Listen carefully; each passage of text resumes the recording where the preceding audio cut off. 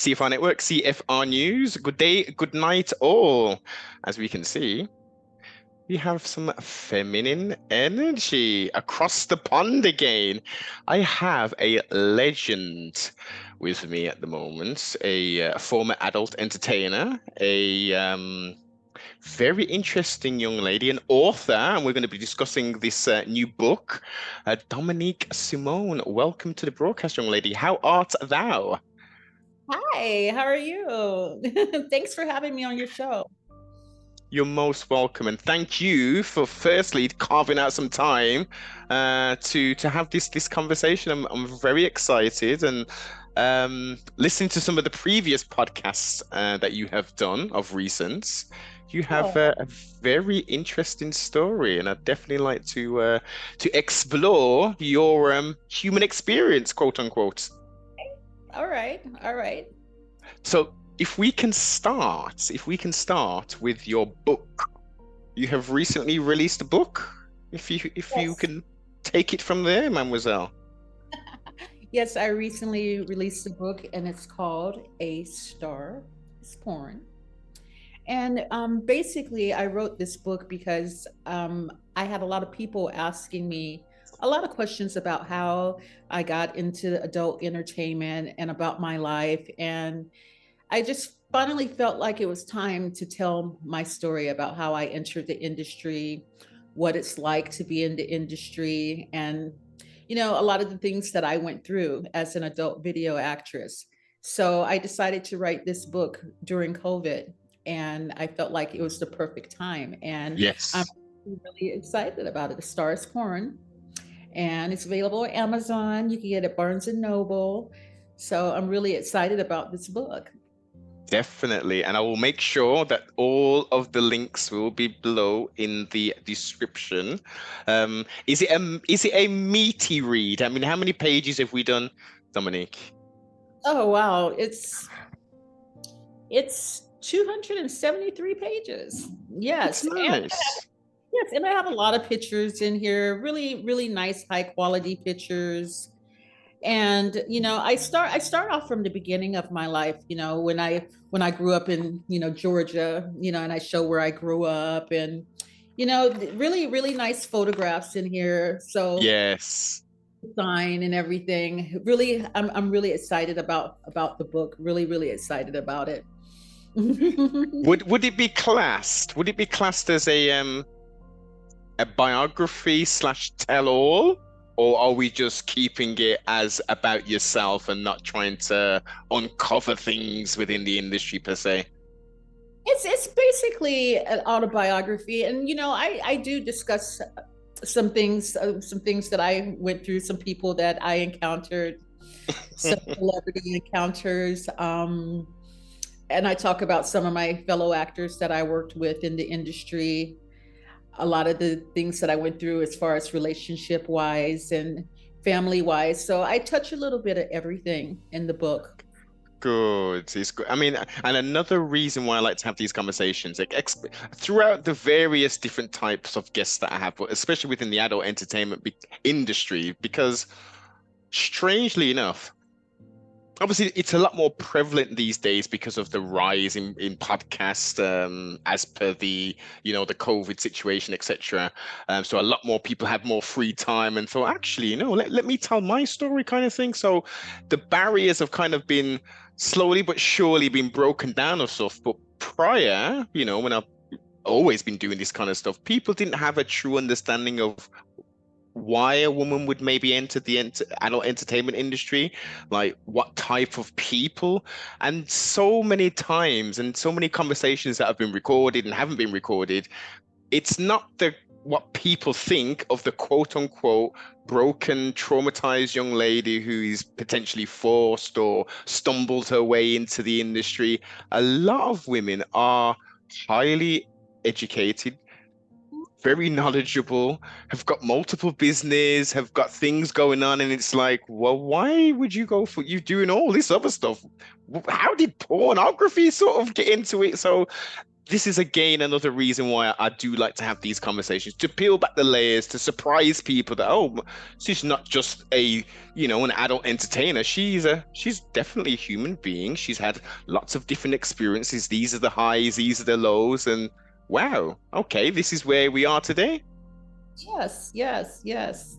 There are a lot of misconceptions about women that are involved in the adult film industry. And I have many friends that are in the industry. I have friends that work their way through school. You know, some are attorneys now. Some were nurses at the time they were working. So you know, girls enter the industry for a lot of different reasons. Yes. Mhm. Well, I think that's a good point to start. I think in regards to your entrance, What was that driving? Talk to us a little bit about I guess, the lead up to saying, "Well, I'm in Atlanta, GA at the moment. Let's get on the old Greyhound or the old, and get over that West Coast and start doing my thing." Actually, I grew up in Valdosta, Georgia. It's a small town outside of Atlanta. It's Okay. near, so it's deep, deep south. And I ended up moving to West Virginia with my mother when I was 15. And when I was in school, I just had this huge interest in fashion. And one of my teachers told me she was looking in the back of a Vogue magazine and she said, "Hey, here's a school that I think would be perfect for you. You know, it's in California." And I had plans to go. I wanted to go to Howard, and then I had a scholarship to go to Spelman in Atlanta. But I always had a dream to come out to Los Angeles, and I wanted to be a star. I was a big Michael Jackson fan, and I was Mm. as a child, and I would tell my mom, "I'm going to marry Michael Jackson. I'm going to a huge Prince fan." So entertainment was always kind of like where I wanted to go. And so when she told me about the school, my guidance counselor submitted a letter to the school, and I got a partial scholarship. And I decided, I said, I'm just going to come out to California. I wanted to get as far away from Georgia as I could. And my family wasn't too happy about it. My mom to this day says, "I wish I wouldn't have ever driven you to that Greyhound bus station." And I told her, I said, you know, no matter what, I would have ended up in Los You'd have got Angeles. there. You would have I would got have there got, somewhere. I would have gotten here. And my intention when I came out here was not to come out and get involved in adult entertainment. I came out for school.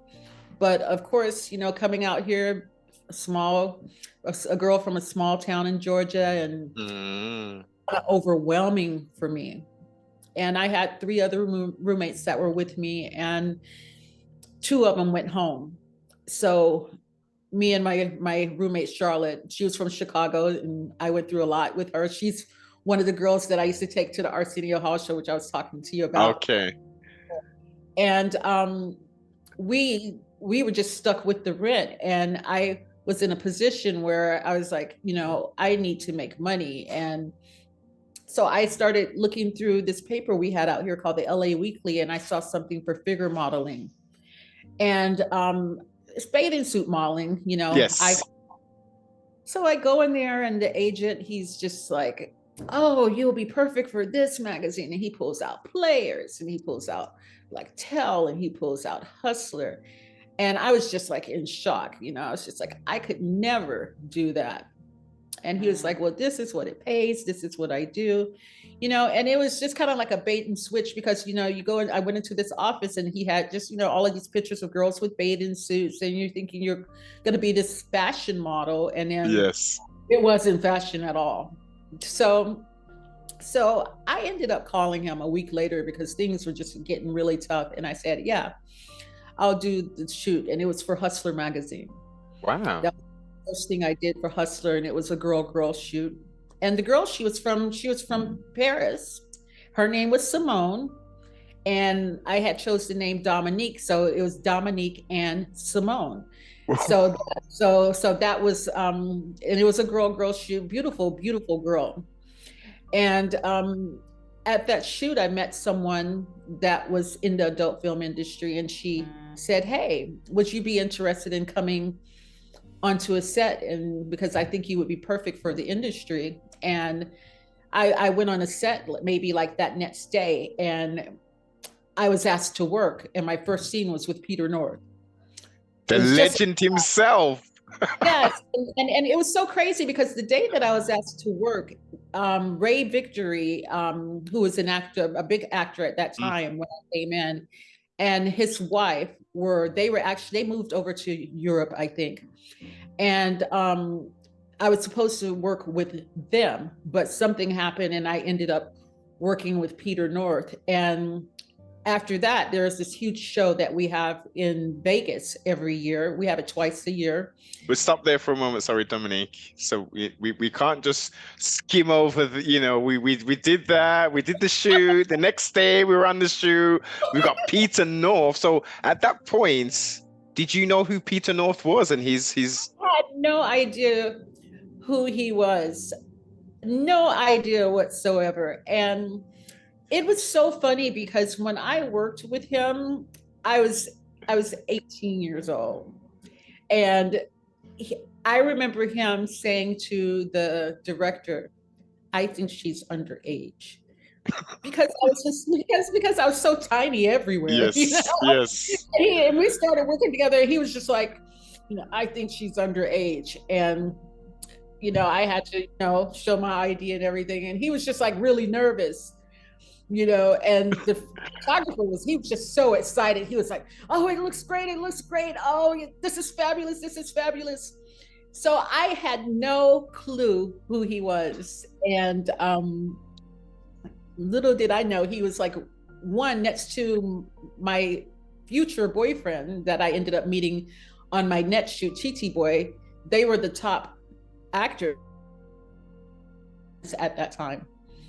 Yes, so it was pretty exciting. My first shoot was with him, and then Angel Kelly. I don't know if you remember her, Yes, indeed. but Angel Kelly approached me to do a movie for her, and that would have been my first feature movie, and it was actually her last movie, and it was called Even More Dangerous. And I came in and played her sister, and I wasn't on the cover because it was her movie, but that's when I was introduced as the actress in the new The new. and I kind of took over her throne. And I had seen Angel in movies before. Angel, I just thought she was just so beautiful. She was so beautiful, long legs, just gorgeous, and such a nice girl and a great business woman and a good director. So my experience coming into the industry was very, very good. Yes. And you Yes. got to work with you didn't necessarily work your way up the ranks per se. You were thrown in at the deep end. I was thrown in at the deep end with one of the biggest adult actors, and it was exciting. It was really exciting being on the set because I told you I went there and I was just going there to see if I wanted to do it. And so I'm on this setup, and they had like different setups, and it was a studio. It's like a Okay. regular studio, and they had different. And so I'm watching these girls running around with the big hair, the beautiful makeup, naked. And I'm walking on the different setups. Maybe this setup was a bedroom setup. Maybe another one was like a doctor's office, and Mm. like in shock. I was in shock. It was like a totally different world for me. And I think that day, an actor by the name of Ron Jeremy was directing for this company, and they were shooting like on multiple stages. And he's the one that asked me, "Hey, would you like to work?" And it happened just like that. The now infamous Ron Jeremy. Yes, yes. A lot has happened with him, I A guess. lot. And I don't So really know, like I didn't know that side of him, so I can't really speak on that. Hmm. I basically had good experiences with him, and I used to hang out with him at we used to go to this rock and roll club, and we would be sitting there, and he's introduced me to a lot of like really famous people. And when we would be at this club, everyone would come up to him and just want to shake his hand, and they were just like, he was just like this huge Yeah. celebrity. Yeah. Yeah, it was called Indeed. the Rainbow Room. We would go there, and he would have girls with him from the industry, and the owner who we had the guest table, and it was just everybody just came up to him like, "Oh, Ron Jeremy, oh, it's so nice to meet you." So didn't really know the side that everyone else is talking about with him. Mm. It's yeah, and this is again, this is human nature.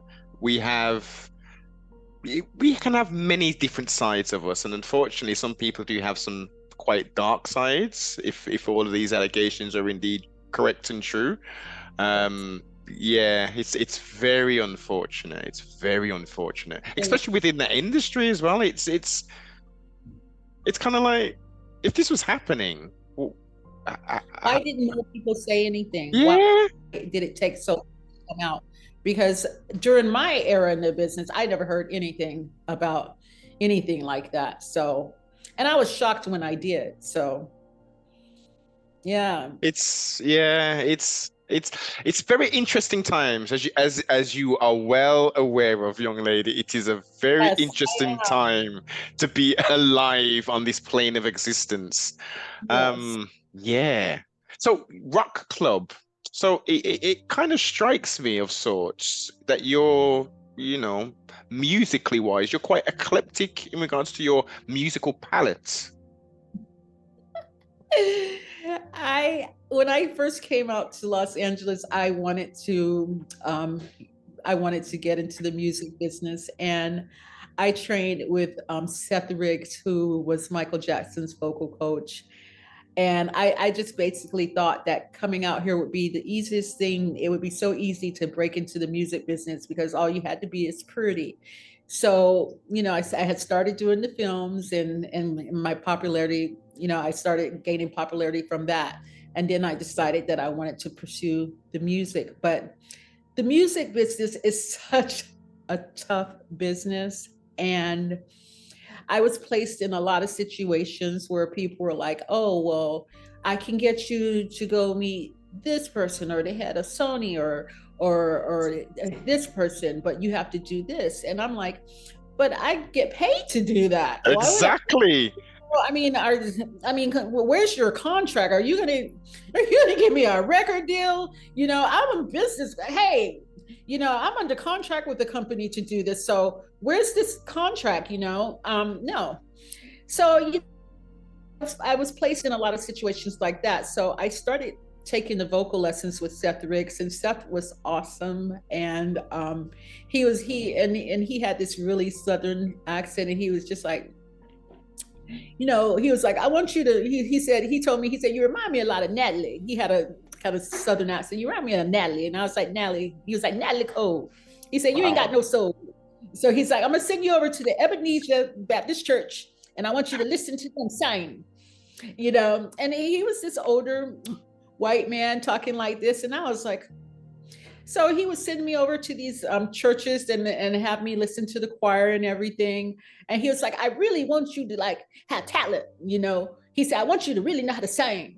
So Mm, I trained with him for a little bit, and I tried the music thing, but it was just like so draining. And yeah. it's just, I can't even imagine what the girls go through that come to Los Angeles and want to get into music. It's very hard, Yeah. very hard.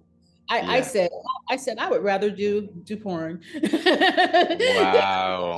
than go through what I was being Yes. taken through. Yeah. Because it seems that even though it's for some who aren't in the industry or aren't exposed to it outside of maybe watching it, they don't understand the business element of it, that it is very contractually based, and things, the boundaries, the things are put in place, and especially these days, consent filming and all that kind of stuff.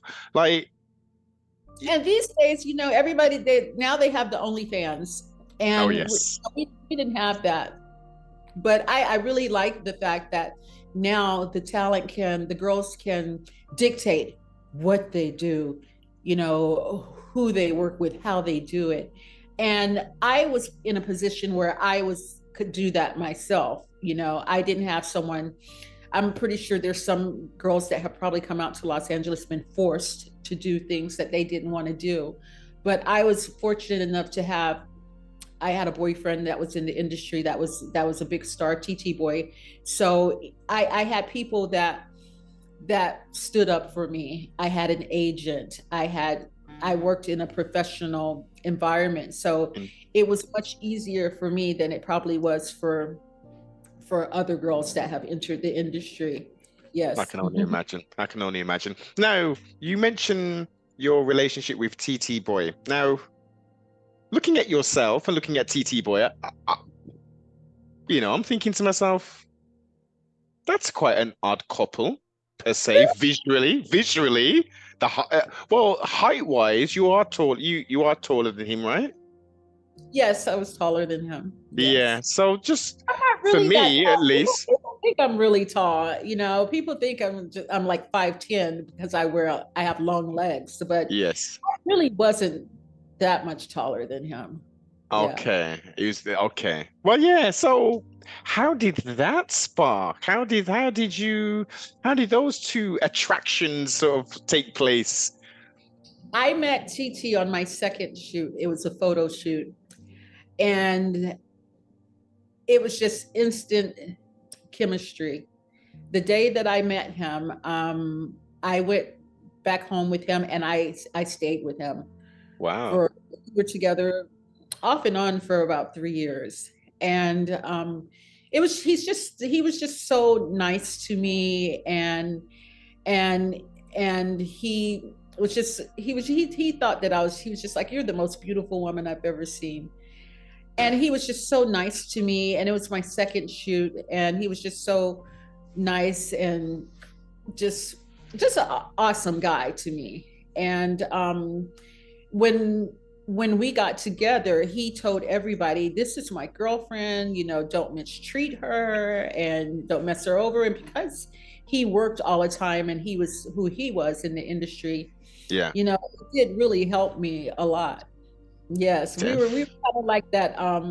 After a while, we turned into that kind of Tommy Lee, Pam Anderson, because it was constant like chaos, But a lot of that occurred because we had a lot of jealous people that were interfering with our relationship, Mm. especially the girls. The girls, it was just crazy. We had some explosive fights, and every other week we were in Lloyd, or we were something happened. So it was crazy. And jealousy on the girls' part because they wanted to be in your position, or they're just.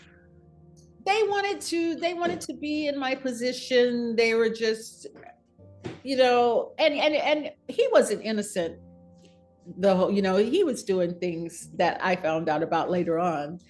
But yes, they just wanted to create problems with us. And Mm. yeah, so it was just really crazy, a lot of jealousy. But we got through it for a little bit, and then after a bit of time, it was just too much. I can imagine. And also, you're both growing as individuals. You're only 18 as well, three I was years in. 18, and he had been working in the industry for about a year already, so he was already a little bit more advanced than I was, but he was already a huge name. And we were young, we were making a lot of money, and it was just just that Hollywood thing. It was just. Yeah, But it didn't last. But we're friends today. For a that's while, good. we weren't speaking at all because our breakup wasn't a good one. But I did Breakups it. generally aren't, though, are they, Dominique? They really this was really bad, and I did an interview for him in 2020, and we sat down and we talked about a lot, and that was kind of like a therapy session for him and I, and yeah, we were just young. We were young, Yeah, and we both grown a lot and experienced a lot, and I remember when he had a huge company, and I think he still has his company, and I had a boyfriend at the time. His name was Tom Sizemore, and Tom was a big fan of TT's, and I called TT and I was like, hey, I have this actor that wants to come and meet you. And I remember going over to his office and just sitting there and just looking at just all the awards and everything that he had yeah. accomplished. I knew that he would get there because he was just so driven when we were Hmm. together. And I'm sitting there with my new boyfriend, and it was just like weird because I'm looking at him, and then my boyfriend's next to me. And so he was like, hey, he asked Tom, hey, would you like to go and pick out some movies? And Tom was like, a kid at the candy store. He was like, yes. So so we went he must have grabbed every movie that he could. He grabbed like 30 movies, and so we're leaving out with this big box of his movies, and I'm like, oh my goodness, I cannot believe this. Yeah, so that was kind of fun because the last thing I ever thought was that I'd be with my new boyfriend sitting in TT, Yeah, and we're walking through his distribution center picking out movies. But it was really fun, and he was yeah. really excited to meet Tom. They had a lot in common. They talked about boxing, and it was just Okay, it was fun. excellent. Talk to us about your experiences, obviously, at that time. As you say, you're making a lot of money and you're experiencing life. Like, were you taking loads of vacations? Was you like just spending lavishly? Were you saving? I was traveling a lot. I was touring a lot. I went to Europe a lot to work. I was just telling you, I was at the Cannes Film Festival a few times.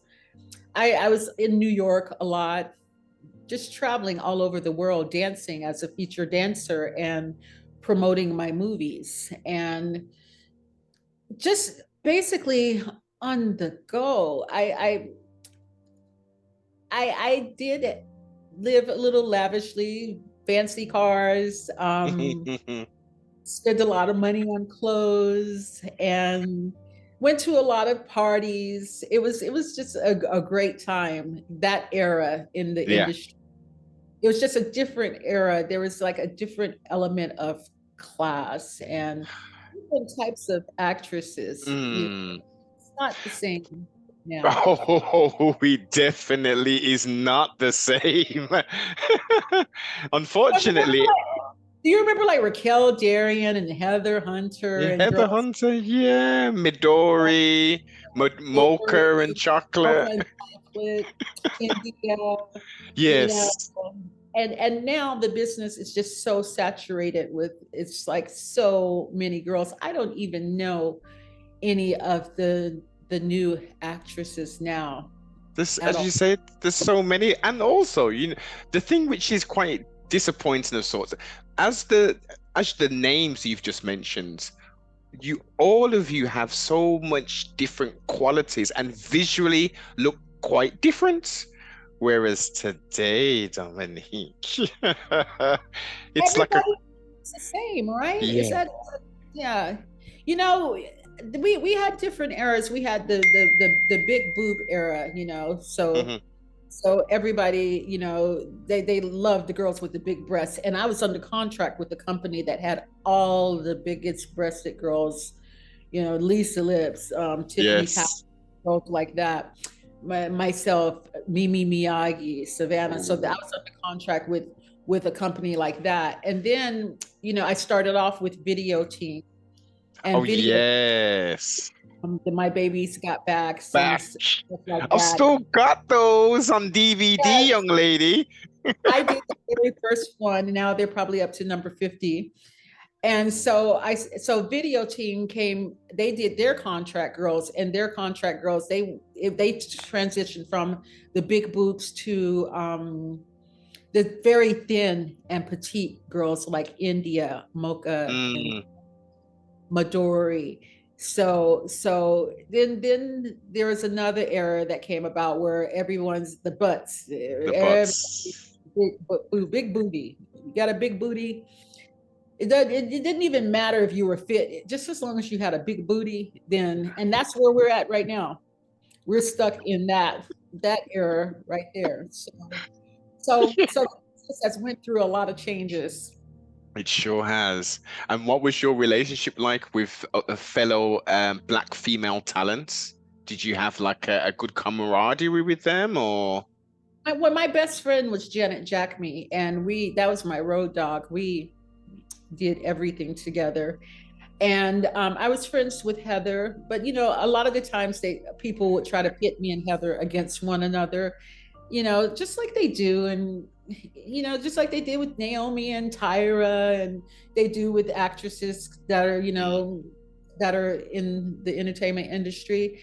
But we never did feed into that, and I'm really cool with Heather. I think she's beautiful, and we're friends. And she's doing her photography thing, right? excuse me. She's doing her photography thing. Yes, she is, and she's a great photographer. I'm gonna actually. She's asked me to shoot with her. I'm actually gonna shoot with her whenever I go back out. She's in New York. Whenever I go out there, she's just done excellent with the photography, and she Definite. did music for a little bit too. She was in the music scene for a little bit too. Okay. Yes, yes, she had. I think she had an album and everything. So I was just trying to do my thing at the same time she was. And India, she was doing music, and remember Yes. Spontaneous Ecstasy was doing rapping. I don't know if I you knew didn't that. know. No, I didn't know. That's breaking news for me. Rapping. She actually was doing some stuff with Tupac. He was working with her, I heard, before he died. And so, there's a lot of girls that were trying to do things in the music and pursue their career. Hmm. Shows that, as we spoke of earlier, the different dimensions of you, interesting young ladies. You're not Yes. just there for the adult elements, you are much more than that. Yes, we're very much more than that. Totally, totally. So, as you didn't quite nail down the genres of music that you were into at that age. I was really into like the more R&B. At first I wanted to rap, and they were like, oh, there's Little Kim already, so then I was like, okay, I'll try to do the singing. So I was mostly into like the R&B, where I think Heather was doing more of the house type music, and then yeah, Okay. and Spontaneous was the rapper, and I think India was doing some rapping too. Rapping, yeah. And I only found out that the India thing probably a year ago. I was thinking, was I under a rock somewhere? That why wasn't this sort of Oh, bigger news? I knew about her music career because she threw a party, and I in Hollywood, and she performed, and that's how I found out about her musical side. And Heather used to dance on Soul Train. Mm. So I knew that Heather was more so a dancer.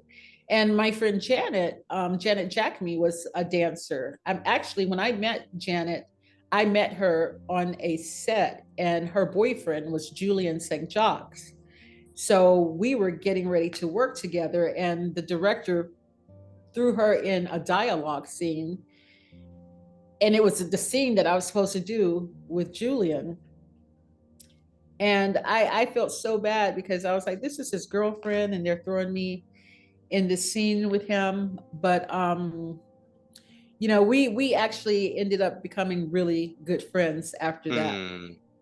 Janet, another blast from the past. Another is she, what is she doing? And now she's outside of the industry. What's she doing with herself? She's in New York and she's doing very well. We speak on Good. occasion, doing very well. Excellent. Excellent to hear. These New Yorkers seem to just be just hitting the ground running, doing all kinds